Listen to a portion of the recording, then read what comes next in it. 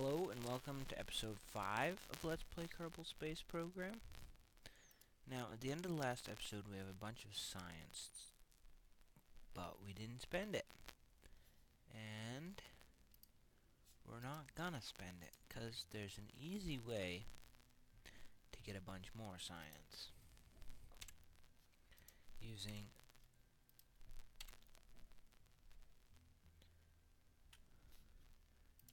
this little vessel with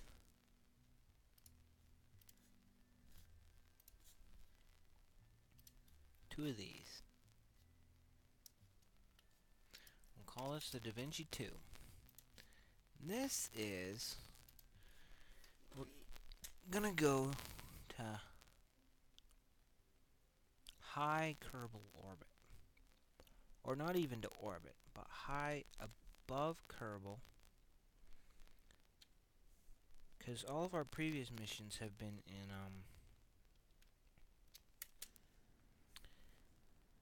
space below Kerbal, or in space near Kerbal. So, if you get high up, you can get a lot more science. Just for being there. We'll get our crew report, EVA report. Run the goo twice. I put 2 goo on to keep my ship balanced. I don't know if one would have been unbalancing enough to make this flight not work, but the second one will pay significantly less dividends. We don't bother with a gravity turn. I'm not even sure what a gravity turn will do to this mission. I do know that shooting straight up will do the job, though. This is the same ship we've been running. 10 tons of fuel, nothing fancy.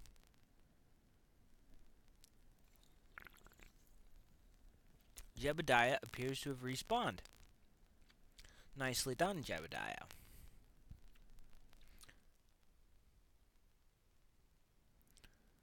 There's the Mun.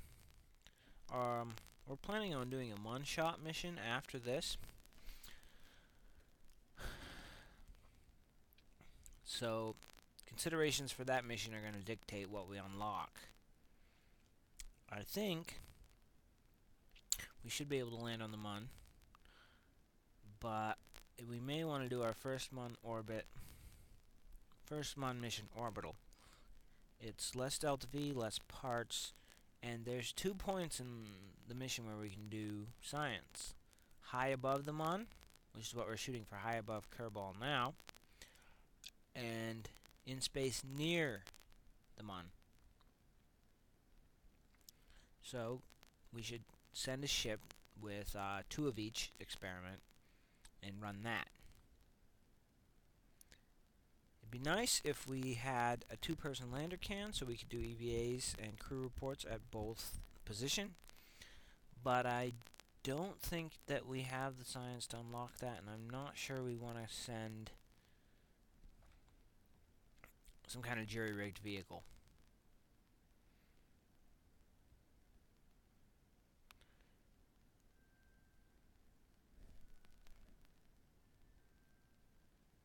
Now we've entered space, and if you look, our aphelion is way out at 500,000 kilometers. So we're going to time accelerate out to out there.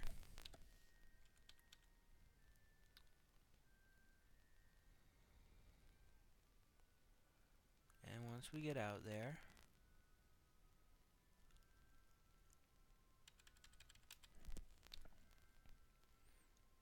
we're going to get our crew report.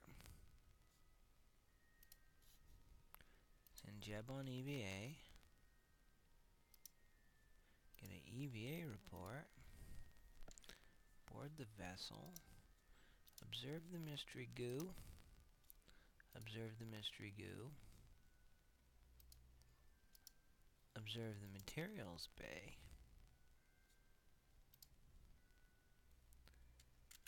Separate from the booster and resume time accelerating back down to the planet.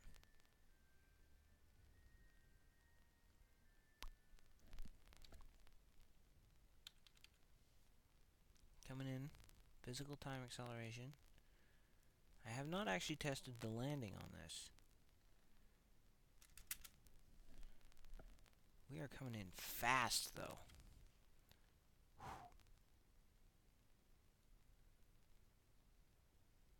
I'm waiting for the chute to deploy.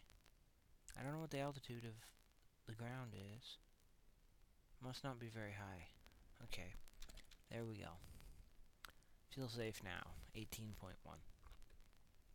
Jeb looks pretty confident.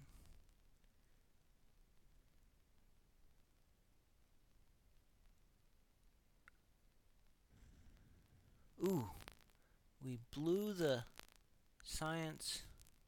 Huh. Okay. So, if we recover the vessel,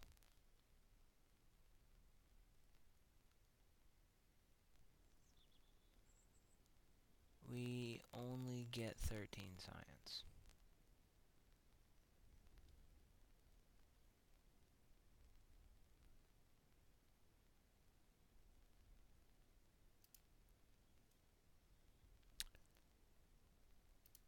Well, that's disappointing.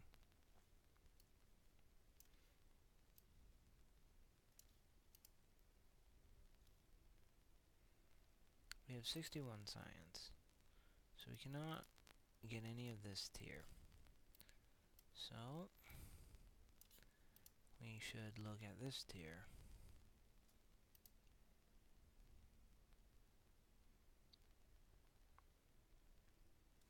I think our best bet from one shot is going to be that to get us the triple stack.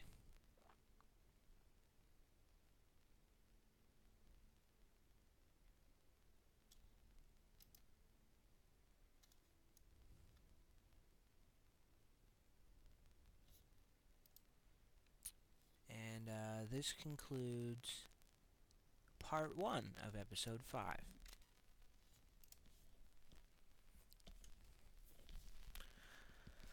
So, now for part 2 of episode 5, right to the Mun. Now, I designed this ship earlier, but I didn't build it, so we can discuss its design as we build it. So, the main pod at the top of the craft is going to be dedicated to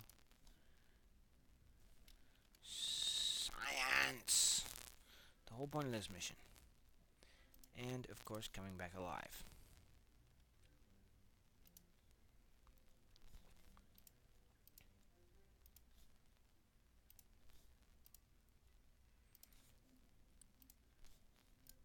This is the part that's actually going to Mun. It's got 2 of each science experiment, a 2-ton fuel tank, and the LV-909 motor.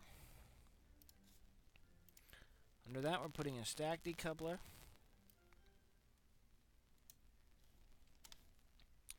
and a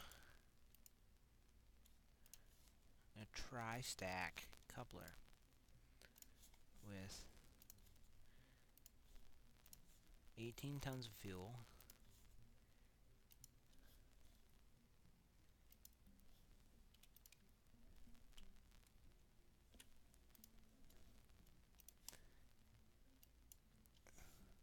three of the LVT-30s,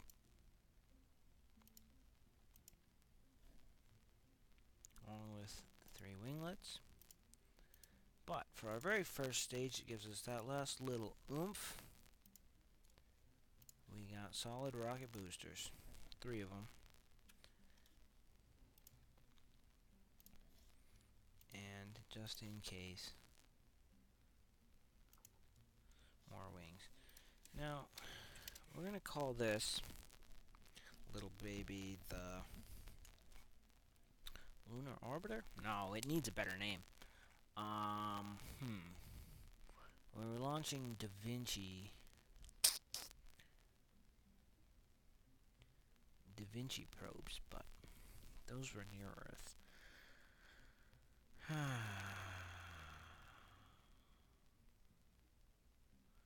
Well, I'm reminded that the Native Americans saw the moon as having not a man in it, but a rabbit. So this will be Rabbit 1. We'll just start staging.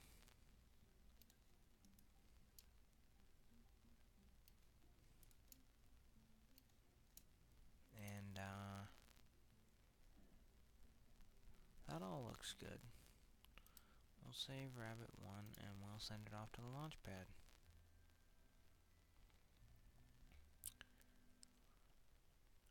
Crashed. It crashed. Fucking hell.